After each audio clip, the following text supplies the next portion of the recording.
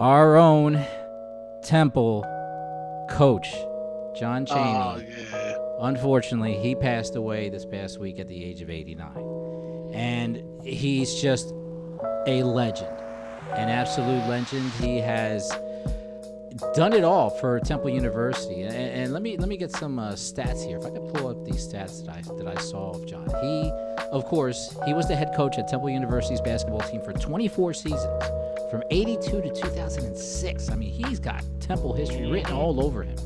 He has a 67% winning percentage for the university, 516 wins, 253 losses, 17 NCAA tournament appearances, and he was ranked number one, his team, the Temple Owls, shout out to Temple, TU, in the final AP poll back in 87-88. So he died after a short, unspecified illness. As mentioned, he spent 24 years at Temple. He went to the Elite Eight on 5 occasions and was ranked number one for a stretch during the 87-88 season. Before taking over Temple, Chaney spent 10 seasons at Chaney University. Shout out to Chaney, Division I program. It's about 30 miles outside of Philly. He went to 8 Division II tournaments and won the national championship back in '78. So the quote here says, John Cheney was a great coach, but he was so much more. For generations of Temple University students, he was a wise counselor, a dedicated teacher, an icon of success, and a passionate leader who always led by example and with conviction. This was the quote from Temple President Richard M. England. Ori, we know Chaney. I had an honor one time to meet him coming out of his BMW one day from the side of McGonagall Hall. Oh, man, he was just iconic. Just walking around iconic. Just real cool, real mellow, but everybody loved him. Yeah, I mean, it's the man, the myth, the legend. Indeed. Obviously, being at Temple University, I've seen him on campus. I did Temple Update for a couple of years, and also did some stuff, ran audio for one of the basketball games. Okay. And it was one game in particular I remember. I was basically carrying the audio mic to get that sound. And I believe it was the game. I believe we beat UMass at that time. But while UMass, and I'm sure we'll talk about it in a minute, UMass and Temple go at it, right? Yes. For a few good years. You know what I mean? Like Temple ran the A10. We was running. Yes. And then John Calipari and UMass took over. They took over. I mean, they got players from right here in Philadelphia. You know? So you had that whole Philly connection, guys coming and taking our guys and beating us and being even better and getting players. And you know, John Cheney wasn't having anyway. Long story short, we win the game. I forget what the hell I'm doing. I'm about to run on the floor like I'm a fan instead of like working the game as a student. Yeah, well, wait a minute. I got a job to do. Hold on. And John Cheney, he, you know, it wasn't like, he was just like, we do what we're supposed to do. And like, I remember that, and it was like, John Cheney was like, he was emotional about certain things, but those games, he expected.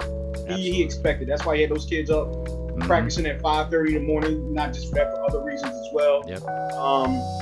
You know, he was great, and the things he did for, you know, I feel like, you know, people of color, black kids, inner city kids, giving them a chance for, you know, scholarships and getting their degrees and potentially generational wealth, as some of his players were, made the NBA, lasted in the NBA.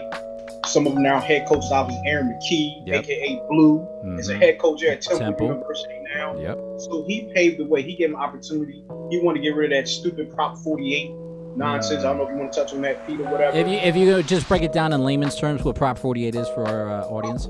Prop 48 at the time was a score. You had to basically score 700 on your SATs back in the day in order to be able to play Division I basketball or football right away. Okay. And John Cheney felt that was unfair because we do know part of those tests are culturally biased. True. You know, like a question would be something like, if this man has certain yachts, what does this mean? And kids from the city like, what the hell's a yacht?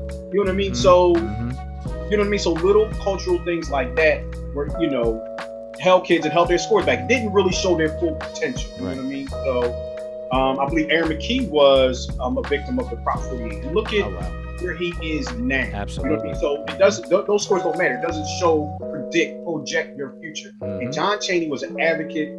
That was one of the things he wanted to get rid of and give opportunities for people who look like us, and not just here in Philly, also international people. He got kids from overseas. Pepe Sanchez was one of his guys. He got people from overseas. Like, he was a class act. I love him. I pray for his family. Yes. He was a great man. Although I never met him personally, I've seen him many a times. And you know, my heart and prayers and everything goes out to John Cheney, the great John Cheney. Absolutely, 100% on that. Cortez, I mean, you know, he was and still is Temple University, hands down. You know, just his demeanor, his iconic presence, and just what he did for students. Even if you were a member of the basketball team, or if you're just a regular student just walking down around Paley Library, you know, he did for everyone. He treated everyone equally. Yeah, I agree with you. He was not. It wasn't an ego with him at all. He walked into a room. You knew it was John Cheney. He walked into a room, very respectful. You know, he never got any bad press that I thought and that I heard of. No. It was just he. That's what, as Ori was saying, he commanded a lot from his players, and his players, they worked hard for him. I mean, I'll never forget, man. Eddie Jones, he was there the same year we were. Yeah, I remember when that cat got signed. He's driving up the campus in a brand new car. Yeah, he got signed by the Lakers, and he drove Land Cruiser, the green Toyota Land Cruiser. No, this was before that. This was before the Land Cruiser. Yes, he had like a convertible, like a gray silverish convertible. He drove up right next to Curtis Hall and Sack. It was around Spring Fling. It was during Spring Fling. Right when he got signed, and that right there, I said, man, you know. And that's all from playing basketball, folks. Yeah. I mean, he got drafted, got a couple $1 million contracts. He did so much, even for players that weren't playing on the team, like Dawn Stelly, for example. She did give a shout out to him. He mentored a lot of good players out there. Yes. And you know, I hope these players that were working with him all these years will come up and develop something for him. I mean, is there a building named after Chaney on campus? There will be after this. I know the ceremony. They're going to have a ceremony for him this Monday. It's a celebration of his life. They're going to have it. It's also going to be available on streaming. It's going to be streaming, I believe. I'm not sure exactly where, but definitely check it out to find out where you can watch the ceremony at. I think the floor is named the John Cheney floor at Leah Course. Is it? Well, I think they need to change Leah. I never liked Leah Course to begin with all due respect. They need to change the John Cheney, Palladium or whatever you want to call it. John Cheney Stadium. That sounds even better. Call it John Cheney Stadium. He did so much for you. He brought so many students, because some people I spoke with that went to Temple. They went to Temple because of Temple basketball, man. They didn't know what the hell they wanted to take. Yeah. They didn't know what to get. Sounds like us. Sounds like what we did. They didn't know what their majors wanted to be, but they wanted to be around winners, and Chaney breeded winners, man. Yes, you know, absolutely. That is true. GPS, do you have, what is your take on just the passing of Chaney? It's a very sad thing, you know. It's sad piece. It's like, damn, you know, I actually saw this guy walk down the street. Like, you know, you see him and he just like, hey, how you doing? You know, no ego at all, just cool. Nice. I believe he lived over here in Mount Airy, not too far from where I am now. Nice. I'm pretty sure. I cannot name the street. I don't want, you know, a ton of cars to tell me, but it ain't too far from here. Okay, all right. That's cool. You know, just an amazing dude. You know, you saw it in his work, the people he affected. Look, I think we just about said it all. You know, we're missing another piece off of this one. Absolutely. 2021 again. It's always 2021, but we here at G-Phi Radio do like to send our deepest condolences to the man, the myth, the legend, Mr. John Cheney, who gave basically his whole life and his soul to Temple University, and we'll never forget that. It wouldn't be John Cheney if I wouldn't play this clip. So soundboard, please. My ass blasted for giving him hell down in West Virginia, and here you get a hell of a job right here today. Good job. 3 class guys, and you pick them out and single them out, you can't get that. You never threaten the guy. Shut up, guy. You never threaten the guy. I'm gonna kill you. The classic. When I see you, I'll kick your ass.